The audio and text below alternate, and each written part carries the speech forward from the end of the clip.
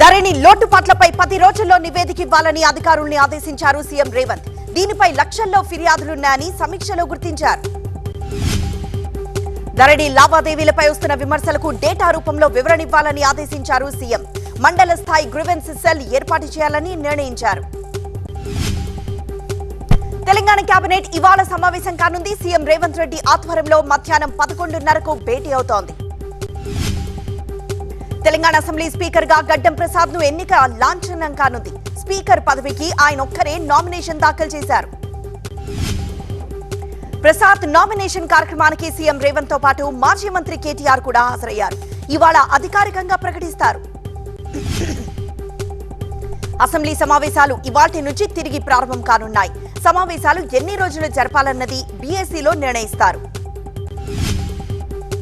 పార్లమెంట్లో జరిగిన ఘటన నేపథ్యంలో తెలంగాణ అసెంబ్లీ సమావేశాల భద్రతను మరింత కట్టుదిట్టం చేస్తున్నారు అధికారులు. రాష్ట్ర గవర్నర్ తమిళిసై రేపు ఉభయ సభలనుద్దేశించి ప్రసంగిస్తారు. 16న గవర్నర్ ప్రసంగానికి ధన్యవాదాలు తెలిపే తీర్మానాన్ని ప్రవేశపెట్టి చర్చిస్తారు. ధరణి లోటుపాట్లపై 10 రోజుల్లో నివేదిక ఇవ్వాలని అధికారుల్ని ఆదేశించారు సీఎం రేవంత్. దీనిపై లక్షల్లో ఫిర్యాదులున్నాయని సమీక్షలో గుర్తించారు. ధరణి లావాదేవీలపై వస్తున్న విమర్శలకు డేటా రూపంలో వివరణ ఇవ్వాలని ఆదేశించారు సీఎం. మండల స్థాయి గ్రీవెన్స్ సెల్ ఏర్పాటు చేయాలని నిర్ణయించారు.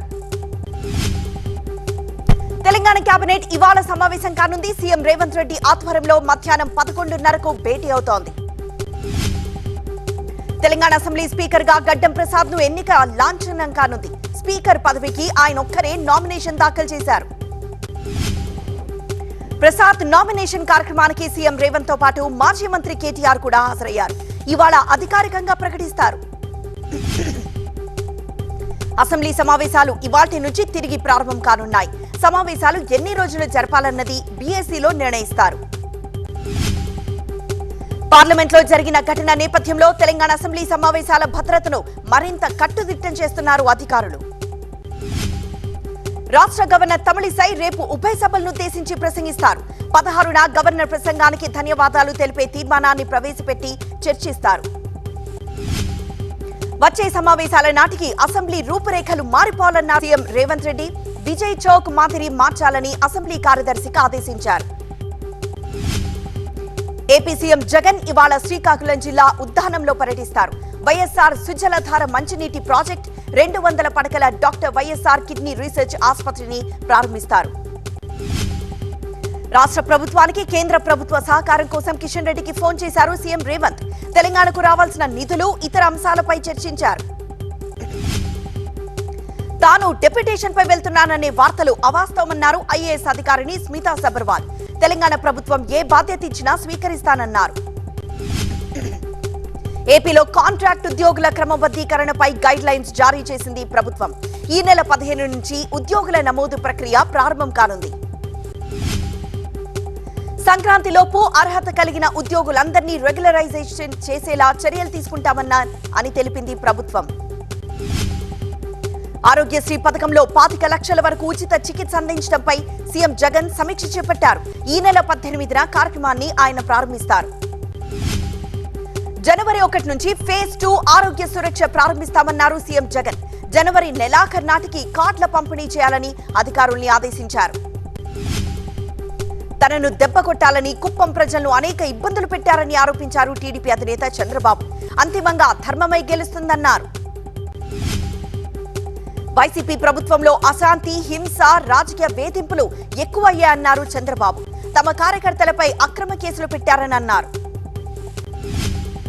వచ్చే ఎన్నికల్లో ప్రజల ఆశీస్సులున్న వారికే సీట్లు ఇస్తామన్నారు వైసీపీ ప్రధాన కార్యదర్శి సజ్జల రామకృష్ణారెడ్డి. టీడీపీకి ఈసారి 23 సీట్లు కూడా రావన్నారు సజ్జల. ఏపీ ఎన్నికలను తెలంగాణ ఫలితాలతో పోల్చాల్సిన అవసరం లేదని సజ్జల వివరించారు. మెట్రో రైల్ అభివృద్ధి, ఇతర అంశాలపై అధికారులతో సమీక్షించారు సీఎం రేవంత్. మెట్రో రైలును పాత బస్తీకి విస్తరించే ప్రణాళికపై చర్చించారు.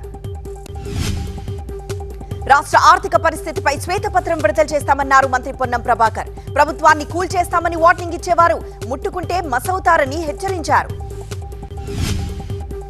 మంత్రులు శ్రీధర్ బాబు, దామోదర రాజనరసింహ, పొంగులేటి, సీతక్క, ఉత్తమ్ కుమార్ రెడ్డి ఇవాళ సచివాలయం బాధ్యతలు స్వీకరిస్తారు.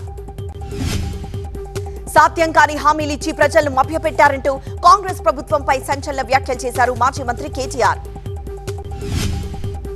కాంగ్రెస్ ప్రభుత్వం అధికారంలోకి వచ్చిన 2 రోజుల్లోనే 2 లక్షల రుణమాఫీ చేస్తానన్న రాహుల్ ఏమైందని ప్రశ్నించారు కేటీఆర్. కేటీఆర్ అధికారం పోయిందనే బాధలో ఉన్నారని మంత్రి సీతక్క కౌంటర్ ఇచ్చారు. ప్రజలకిచ్చిన హామీలను నెరవేర్చి తీరుతామని స్పష్టం చేశారు. విజయానికి పొంగిపోలేదు, ఓటమికి కుంగిపోలేదంటూ తమ క్యాడర్ కు ధైర్యం చెప్పారు మాజీ మంత్రి హరీష్ రావు. ఈ ఓటమి చిన్న బ్రేక్ మాత్రమే అన్నారు. తెలంగాణలో బీజేపీ గ్రాఫ్ పెరిగిందన్నారు మాజీ మంత్రి డీకే అరుణ. అసలు బీజేపీయే లేదన్న వారికి కామారెడ్డి ఫలితమే చెంపపెట్టన్నారు. మాజీ సీఎం కేసీఆర్ నివసించిన ప్రగతి భవన్ ను ప్రజాభవన్ గా మారిన తర్వాత దాన్ని డిప్యూటీ సీఎం మల్లుభట్టి విక్రమార్కకు కేటాయించారు. ఏపీలో తుఫాన్ ప్రభావిత ప్రాంతాల్లో పర్యటించింది కేంద్ర బృందం. పొలాలను పర్యటించిన అనంతరం మంత్రిత్వ కేంద్ర బృందం కృష్ణా జిల్లా యలకుర్రు, ప్రాకర్ల గ్రామాల్లో దెబ్బతిన్న వరి పంటను పరిశీలించారు. రైతులకు జరిగిన నష్టాన్ని అడిగి తెలుసుకున్నారు. కర్నూల్లో ఓ రైతు పశువుల మేతను నడి రోడ్డు మీద వేసి తగలబెట్టడం కలకలం రేపింది. నడి రోడ్డు మీద భారీ మంటలు చెలరేగాయి. నంద్యాల నుండి గడ్డి అమ్మకానికి తెచ్చిన రైతు బేరం చెడడంతో ఆగ్రహించాడు. ఇతర వాహనాలకు భారీ ముప్పు తప్పింది. కాకినాడ జిల్లా పిఠాపురంలో రిజర్వేషన్ బోగీలలో ప్రయాణిస్తున్న వెయిటింగ్ లిస్ట్ ప్రయాణికులను కిందకి దించేశారు అయ్యప్ప భక్తులు. వెయిటింగ్ లిస్ట్ ప్రయాణికులు పట్టాలపై కూర్చొని నిరసనకు దిగడంతో 2 గంటల పాటు రైళ్ల రాకపోకలు నిలిచిపోయాయి. నకరేకల్ ఎమ్మెల్యే క్యాంప్ ఆఫీసులో 15 లక్షల విలువైన ఫర్నిచర్ మాయమైందని గుర్తించారు నల్గొండ జిల్లా ఆర్ఎండ్బి డిఈ సురేంద్ర కుమార్. మాయమైన ఫర్నిచర్ యథావిధిగా పంపాలని మాజీ ఎమ్మెల్యే చిరుమర్తి లింగయ్యకు పర్సనల్ సెక్రటరీకి సమాచారం అందించారు డిఈ. బాబు హయాంలో పథకాలు కొందరికి అందితే తాను నిజమైన పేదలకు అందిస్తున్నామని మంత్రి ధర్మాన ఆరోపించారు. పాతపట్నంలో వైసీపీ సాధికార బస్సు యాత్రలో పాల్గొన్నారాయన. జగన్ నిర్ణయాలకు కట్టుబడి ఉంటామన్నారు మంత్రి అమర్నాథ్. తనను పక్కన పెట్టిన పార్టీ విజయానికి సహకరిస్తానని వ్యాఖ్యానించారు. అభ్యర్థులను మార్చాలని జగన్ నిర్ణయం తీసుకుంటే తాము త్యాగానికి సిద్ధంగా ఉంటామన్నారు మాజీ మంత్రి అనిల్ కుమార్ యాదవ్. మళ్లీ వచ్చేది వైసీపీ ప్రభుత్వమే అని ధీమాగా చెప్పారు మంత్రి కారుమూరి. వైసీపీని విమర్శించే సీన్ టీడీపీ నేతలకు లేదన్నారు. ఇండస్ట్రియల్ పాలసీ పేరుతో వైసీపీ సర్కార్ భూముల క్లియరెన్స్ సేల్ కు పాల్పడుతోందని ఆరోపించారు జనసేన నేత నాదెండ్ల మనోహర్. మాజీ సీఎం కేసీఆర్ ను సినీ నటుడు అక్కినేని నాగార్జున పరామర్శించారు. ఆయన ఆరోగ్యం గురించి అడిగి తెలుసుకున్నారు. స్కిల్ కేసు విచారణను సిబిఐకి ఇవ్వాలన్న ఉండవల్లి పిటిషన్పై ఏపీ హైకోర్టులో విచారణ జరిగింది. సిబిఐకి అప్పగించడంపై అభ్యంతరం లేదని ప్రభుత్వం తెలిపింది. ఎన్టీఆర్ జిల్లా ధర్నా చౌక్ లో అంగన్వాడీల సమ్మె 2వ రోజు కొనసాగింది. తమ సమస్యలను పరిష్కరించాలని డిమాండ్ చేశారు. అంగన్వాడీల న్యాయమైన డిమాండ్లు నెరవేర్చకుండా నిర్బంధాలు, అక్రమ అరెస్టులు చేస్తున్నారని విమర్శించారు ఏపీ టీడీపీ అధ్యక్షుడు అచ్చెన్నాయుడు. చిత్తూరు జిల్లా గంగాధర నెల్లూరు వైసీపీలో వర్గపోరు భగ్గుమంది. డిప్యూటీ సీఎం నారాయణస్వామి, మాజీ ఎంపీ జ్ఞానేందర్ రెడ్డి వర్గాలు బాహాబాయికి దిగాయి. గిరిజనుల భూమి కబ్జా చేశారని ఆరోపణలు రావడంతో మాజీ మంత్రి మల్లారెడ్డిపై ఎస్సీ ఎస్టీ కేసు నమోదు చేశారు షామీర్పేట పోలీసులు. మున్సిపల్ కార్పొరేషన్ కు టీటీడీ నిధుల మళ్లింపుపై స్టే విధించింది హైకోర్టు. టెండర్ ఫైనల్ చేసినా నిధులు విడుదల చేయొద్దని ఆదేశించింది. తిరుపతిలో శ్రీ సిటీ ఎండీ రవీంద్ర సన్నారెడ్డి కుమార్తె రిసెప్షన్ వేడుకకు హాజరయ్యారు సీఎం జగన్. వధూవరులను ఆశీర్వదించారు. ఏపీలో ప్రతిపక్షం ప్రతిదీ రాజకీయ కోణంలోనే చూస్తోందని విమర్శించారు మంత్రి అమర్నాథ్. ఆడదాం ఆంధ్ర ప్రోగ్రాం కు సంబంధించి విశాఖలో క్రికెట్ ఆడారు. హైదరాబాద్ కొత్త పోలీస్ కమిషనర్ గా వచ్చిన శ్రీనివాస్ రెడ్డి సచివాలయంలో సీఎం రేవంత్ రెడ్డిని మర్యాదపూర్వకంగా కలుసుకున్నారు. డ్రగ్స్ ముఠాలు ప్యాకప్ చేసుకుని వెళ్లిపోవాలని వార్నింగ్ ఇచ్చారు Srinivas Reddy. Command control centre లో బాధ్యతలు స్వీకరించారు ఆయన. 3 నెలలుగా జీతాలు ఇవ్వకుండా తమను కాంట్రాక్టర్ వేధిస్తున్నాడంటూ మంచిర్యాల కలెక్టరేట్ ఎదుట కార్మికులు ఆందోళనకు దిగారు. ఫుడ్ పాయిజన్ తో అస్వస్థతకు గురై అమలాపురం ఏరియా ఆసుపత్రిలో చికిత్స పొందుతున్న విద్యార్థులను మంత్రి చెల్లుబోయిన వేణు పరామర్శించారు. రామ్ గోపాల్ వర్మ వ్యూహం మూవీకి లైన్ క్లియర్ అయింది. సెన్సార్ బోర్డు యూ సర్టిఫికేట్ జారీ చేయడంతో ఈ నెల 29న రిలీజ్ కానుంది. ప్రొద్దుటూరులోని బంగారం షాపులపై మరోసారి ఇన్కమ్ ట్యాక్స్ అధికారులు సోదాలు జరిపారు. గత నెలలో కూడా ఇవే షాపులపై రైడ్స్ జరిగాయి. విజయవాడలో రౌడీ షీటర్లు తుమ్మల విఘ్నేశ్వర్, నీలం కార్తీక్, వల్లభనేని ప్రభుదాస్, బాణావతు శ్రీను నాయకులపై నగర బహిష్కరణ విధించారు పోలీసులు. మంచిర్యాలకు తాగునీటి సమస్య రాకుండా చూస్తామన్నారు ఎమ్మెల్యే ప్రేమ్ సాగర్ రావు. గుడిపేటలోని mission Bhagiratha pump house, intake well ను పరిశీలించారు. తమ కళాకారులకు ప్రభుత్వం అండగా నిలుస్తోందన్నారు మంత్రి జూపల్లి కృష్ణారావు. మాజీ ఎంపీ మల్లు రవిని సన్మానించారు జూపల్లి.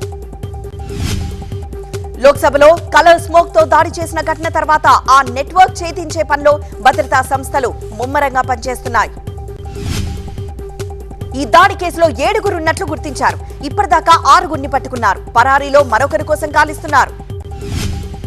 దాడి జరిగిన వెంటనే 4 అరెస్ట్ చేశారు. సభ లోపల 2 నిందితులను సాగర్ శర్మ, మనోజ్ రంజన్ గా గుర్తించారు. సభ బయట అమోల్ షిండే, నీలం హంగామా చేశారు. ఈ ఘటనలో పట్టుబడిన సాగర్ శర్మ, మనోరంజన్, అమోల్ షిండే, నీలంపై అధికారులు ప్రశ్నల వర్షం కురిపిస్తున్నారు. ఈ దాడిపై దర్యాప్తు కోసం సిట్ ను ఏర్పాటు చేశారు. పార్లమెంట్ లోపల జరిగిన ఘటనపై అన్ని భద్రతా సంస్థలు ఫోకస్ చేశాయి. కలర్ స్మోక్ షెల్స్ ను స్వాధీనం చేసుకుని ఉగ్రకోణం ఉందా అన్న అంశంపై ఆరా తీస్తున్నారు. 2 దుండగుల్ని పట్టుకోవడానికి వైసీపీ ఎంపీ గోరంట్ల మాధవ్ ప్రయత్నించారు. వారిలో ఎంపీలంతా షాక్ కి గురయ్యారని చెప్పారు మాధవ్. దాడి జరిగిన తర్వాత స్పీకర్ ఓం బిర్లా నేతృత్వంలో అఖిలపక్ష సమావేశం జరిగింది. వెంటనే విజిటర్స్ పాసులను రద్దు చేస్తున్నట్లు ప్రకటించారు. పార్లమెంట్ లో కలర్ స్మోక్ ఘటనను ఖండించారు సీఎం రేవంత్. ఈ ఘటనపై సమగ్ర విచారణ జరిపి బాధ్యులపై కఠిన చర్యలు తీసుకోవాలన్నారు. పార్లమెంట్ లో దాడి ఘటనను ఖండించారు బీఆర్ఎస్ ఎంపీ నామ నాగేశ్వరరావు. పార్లమెంట్ లో భద్రత పెంచాలని ముందే కోరామన్నారు. పార్లమెంట్ కే భద్రత లేని పరిస్థితి రావడం బాధాకరమని మాజీ మంత్రి హరీష్ రావు అన్నారు. కొత్త పార్లమెంట్ అన్నారు. ఇదేనా భద్రత అని ఆయన ప్రశ్నించారు. నిందితుల్లో ఒకరైన నీలం 2020 నాటి రైతు ఉద్యమంలో పాల్గొన్నారు. నీలం ఎప్పుడూ నిరుద్యోగ సమస్యపై మాట్లాడేదని ఆమె సోదరుడు, తల్లి తెలిపారు. పార్లమెంట్ లో దాడి ఘటనలో పట్టుబడిన మనోరంజన్ తీరును ఆయన తండ్రి దేవరాజ్ తప్పుపట్టారు. సమాజానికి చేటు చేసేవారిని ఉరితీయాలంటూ ఖరాఖండిగా చెప్పారు. అటు లక్నోలోని సాగర్ ఇంటిపై కూడా ఫోకస్ పెరిగింది. అక్కడి పోలీసులు చేరుకున్నారు. ఆ కుటుంబ సభ్యులను ప్రశ్నించారు. సాగర్ నేపథ్యంపై ఆరా తీస్తున్నారు. లోక్సభలో దాడి చేసి పట్టుబడ్డ 4 నిందితులు మైసూర్ ఎంపీ ప్రతాప్ సింహ పేరుతో విజిటర్స్ పాస్లు తీసుకున్నట్లు గుర్తించారు అధికారులు. సాగర్ శర్మ, మనోరంజన్ కు విజిటర్స్ పాస్ ఇవ్వడంపై ఎంపీ ప్రతాప్ సింహ క్లారిటీ ఇచ్చారు. తన నియోజకవర్గానికి చెందిన వాళ్లు కావడంతోనే ఇచ్చానని చెప్పారు. మైసూర్లో బీజేపీ ఎంపీ ప్రతాప్ సింహ ఆఫీస్ ముందు కాంగ్రెస్ కార్యకర్తలు ధర్నాకు దిగారు. ప్రతాప్ సింహను పార్లమెంట్ నుంచి బహిష్కరించాలని వారు డిమాండ్ చేశారు. పార్లమెంట్ లో చొరబాటుదారులకు అధికార పార్టీ సిట్టింగ్ ఎంపీ స్పాన్సర్ చేశారని ఆరోపించారు శశి థరూర్. హోంమంత్రి అమిత్ షా వివరణ ఇవ్వాలని డిమాండ్ చేశారు. మధ్యప్రదేశ్ లో కొత్త ముఖ్యమంత్రిగా మోహన్ యాదవ్ ప్రమాణం చేశారు. ఈ కార్యక్రమానికి ప్రధాని మోదీ, కేంద్ర మంత్రి అమిత్ షా, పార్టీ అధ్యక్షుడు జేపీ నడ్డా హాజరయ్యారు. సీఎంగా బాధ్యతలు చేపట్టిన తొలి రోజే మోహన్ యాదవ్ సంచలన నిర్ణయం ప్రకటించారు. ప్రార్థనా స్థలాలు, బహిరంగ ప్రదేశాల్లో మైక్లు బంద్ అంటూ ఉత్తర్వులు జారీ చేశారు. ఛత్తీస్గఢ్ లో బీజేపీ ప్రభుత్వ ఏర్పాటు కార్యక్రమానికి ప్రధాని మోదీ హాజరయ్యారు. సీఎంగా విష్ణుదేవ్ సాయ్, డిప్యూటీ సీఎంగా అరుణ్ సాహు, విజయ్ శర్మ ప్రమాణం చేశారు. లోక్సభ ఎన్నికలకు ముందు గుజరాత్ లో ఆమ్ ఆద్మీకి షాక్ తగిలింది. ఆ పార్టీ ఎమ్మెల్యే భూపత్ భయానీ రాజీనామా చేయడం సంచలనంగా మారింది. మహాదేవ్ యాప్ కేసులో ప్రమోటర్ రవి ఉప్పల్ ను దుబాయ్ లో అరెస్ట్ చేశారు. రెడ్ కార్నర్ నోటీస్ మేరకు అతని భారత్ కు తరలించే అవకాశం ఉంది. ఛత్తీస్గఢ్ ఎన్నికల సమయంలో మహాదేవ్ యాప్ దుమారం రేపింది. మాజీ సీఎం భూపేష్ బఘేల్ కు 508 కోట్ల రూపాయలకు పంపించారని విమర్శలు వచ్చాయి. కాంగ్రెస్ ఎంపీ ధీరజ్ సాహు ఇంట్లో ఇంకెక్కడ నోట్ల కట్టలున్నాయో అని ఐటీ అధికారులు ఇల్లంతా జల్లెడ పెడుతున్నారు. ఎక్కడైనా డబ్బు దాచారా అన్న దానిపై ఫోకస్ పెట్టారు. దుబాయ్ లో జరిగిన COP28 సదస్సు బొగ్గు, చమురు వంటి శిలాజ ఇంధనాల వాడకాన్ని క్రమక్రమంగా తగ్గించాలని తీర్మానం చేసింది. దేశ రహస్యాలను లీక్ చేసిన కేసులో పాకిస్తాన్ మాజీ ప్రధాని ఇమ్రాన్ ఖాన్ పై మోపిన అభియోగాలను అక్కడి కోర్టు ఆమోదించింది.